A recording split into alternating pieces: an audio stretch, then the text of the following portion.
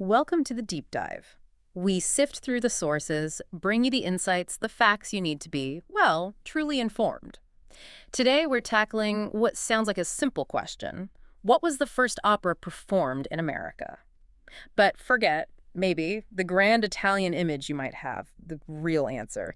It's way more complex and honestly pretty fascinating. It really is. So our mission for you today is to explore this piece called Flora, or Hob in the Well.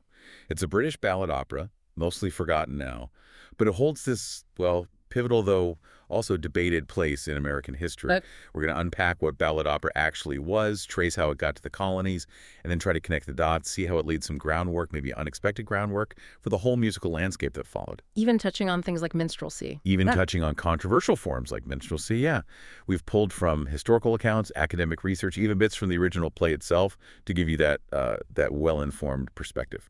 All right, so let's dive in. America's first opera.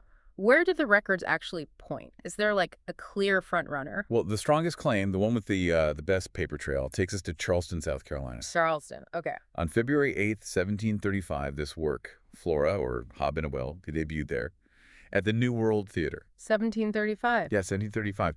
And that performance is pretty widely seen as the first actual opera staged in any of the American colonies. And Charleston definitely seems to own that history.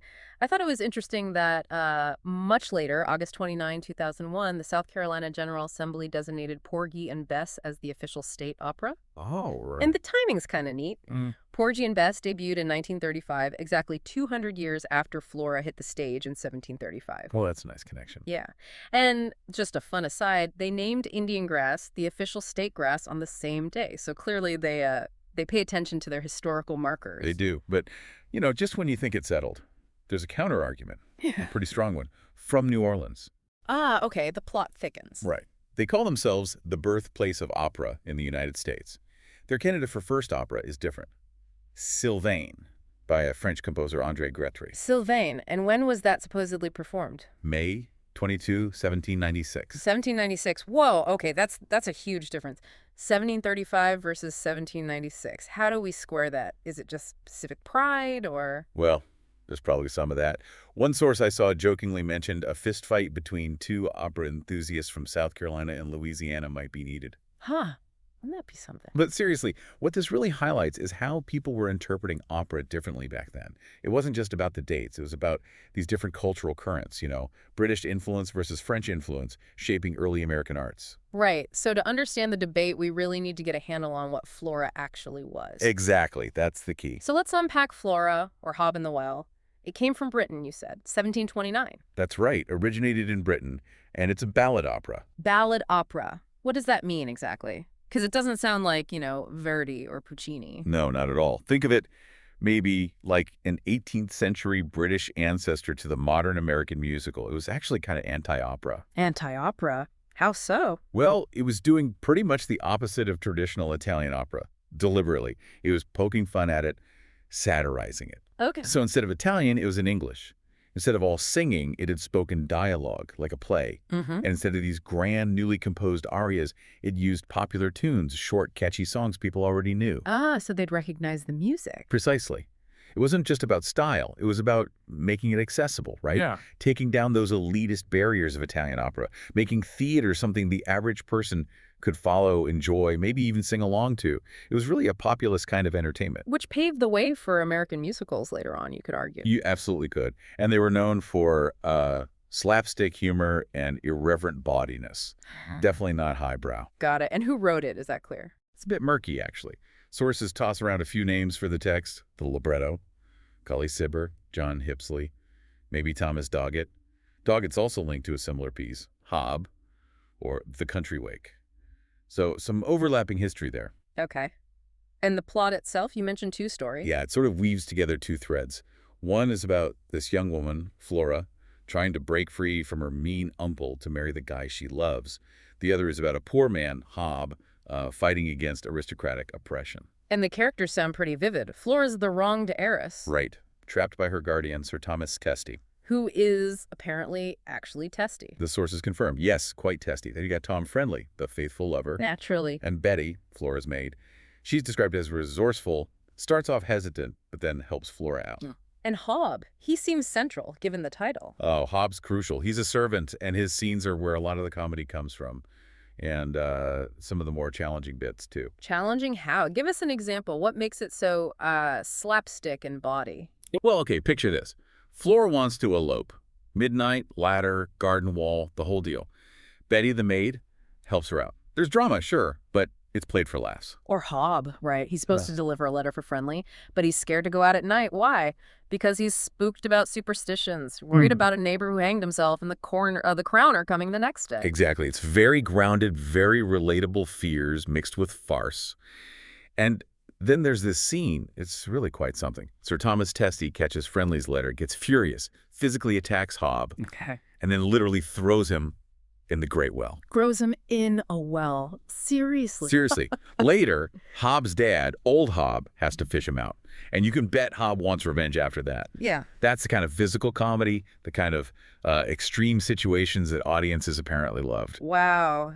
Okay, that is slapstick. What else? Well, you've got Friendly disguising himself as a ballad singer at a fair to get Flora's attention. You have Hob working as a server at his dad's inn, offering drinks, and casually mentioning that claret, a type of wine, was against the law. Huh. A bit of social commentary, maybe. Maybe. And then there's this whole scene with a country dance and a cudgel fight. A cudgel fight, like with sticks? Yeah, basically a brawl with wooden sticks. Yeah. Hob fights for Gloucestershire, somehow manages to break another guy's head, Roger's head, specifically, and wins a hat for his trouble. Good grief, it sounds chaotic. It does. But ultimately, Flora does escape with Friendly and Betty. They sneak out the garden door, get married. Sir Thomas is furious, but Flora chooses love over money. It all wraps up, despite the mayhem. These scenes really show you what ballad opera was all about. Raw, funny, accessible stuff. And this wasn't just a flash in the pan, it stuck around in people's minds, right? You mentioned art. Yeah, there are paintings by John Laguerre from around 1725. One's called Hob Continues Dancing in Spite of His Father. It shows Hob being defiant during a village scene, captures that comedic, rebellious vibe. And these are in the Yale Center for British Art. That's right. They have that one and other paintings and prints by Laguerre connected to the opera. Shows it had some real cultural impact. And believe it or not, it was revived fairly recently. Really? Yeah, in 2010, as part of Charleston's Spoleto Festival. Huh. Bringing it full circle back to Charleston. Exactly. So, okay, let's zoom out. What does Flora, this quirky body ballad opera from 1735, tell us about American music history overall? Well, performances like Flora were absolutely crucial. They were the start of drawing colonial audiences into theaters for musical shows. It wasn't just Flora. Other English ballad operas, like The Poor Soldier in 1783, became really popular too. And this led to actual opera companies forming. It did. You had groups like William Hallam's London Troupe. They eventually became the Old American Company, moved from Williamsburg up to New York. Then there was the New Company, started in 1792 by Thomas Wignall and Alexander Reinagel. They set up shop in Philadelphia in this really grand venue, the New Theater, seated 2,000 people. Wow. So New York and Philly became early hubs because of these companies. Pretty much, yeah. Early centers for musical performance. And Charleston wasn't just about opera. They also hosted the first pantomime ballet, apparently. The Adventures of Harlequin and Scaramouche. Huh. Busy place. But it wasn't just happening on stages. Music was developing in private homes, too, kind of in parallel. Right, like musical evenings. Exactly. Mid-18th century onwards, especially in cities like Philadelphia, New York, Boston. People would gather, play European chamber music, maybe excerpts from Handel or Corelli operas. And that led to more formal groups. It did. Eventually, these gatherings grew into things like philharmonic societies. The New York Philharmonic, for instance, was founded in 1842 by Urelli Corelli Hill, growing out of that tradition. And immigrant musicians played a big role here too, I imagine. Oh, hugely important. Many opened music stores, sold instruments, sheet music. They taught lessons. They really helped build a more musically literate public, creating demand for music at home. Which sets the stage perfectly for something like parlor songs. Precisely. Late 1830s, you start seeing these parlor songs.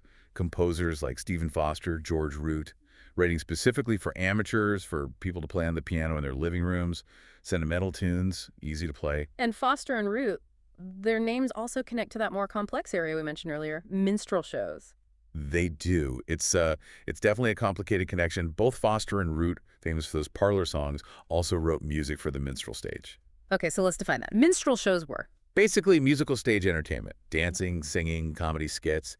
But crucially, initially performed by white performers in blackface using burnt cork. Right. The blackface element is obviously deeply problematic. Undeniably. And some early troops, like the Virginia Minstrels, led by Daniel Emmett, who actually wrote Dixie, they were known for really lowbrow body humor. But there were different styles, even within minstrelsy. Yes, you had groups like the Ethiopian Serenaders. They pitched their shows as blackface concerts, and they included sentimental songs, even opera bits, alongside the comedy. They were incredibly successful, even performed for President John Tyler at the White House in 1844. Wow, okay. And then Christie's minstrels became hugely popular, especially known for performing Stephen Foster songs. So how do we process this part of history? It's clearly uncomfortable. It is. And we have to be clear. The use of blackface is, morally repugnant by today's standards, without question. Right. But from a purely historical perspective, looking at the sources on American musical development, these shows are often cited as an important, albeit deeply uncomfortable, part of that story. They influenced what came later. Like vaudeville. Exactly, vaudeville. And eventually, some argue elements of modern American musical theater grew out of that tradition. Yeah. It's a complex legacy. Raw, often offensive, but undeniably part of the historical thread of American performance. Understood. Just reporting the historical lineage there. Precisely. So quite a journey. We started with this seemingly obscure 18th century British import in Charleston. Yeah. Navigated this state rivalry over who was first, and ended up tracing threads through parlor music all the way to the complex roots of American musical theater. It shows how something seemingly small, even kind of bawdy and satirical, could lay groundwork for such a huge, diverse range of music, from classical concerts to the Broadway stage. It really does. So maybe the thought to leave everyone with is this. What does it mean for us today, knowing that our performing arts history has roots in such varied and sometimes really uncomfortable kinds of entertainment? And how does understanding these early deep dives, these sometimes surprising origins, shape how we appreciate the American cultural tapestry, that incredibly rich, complex thing that's still evolving right now?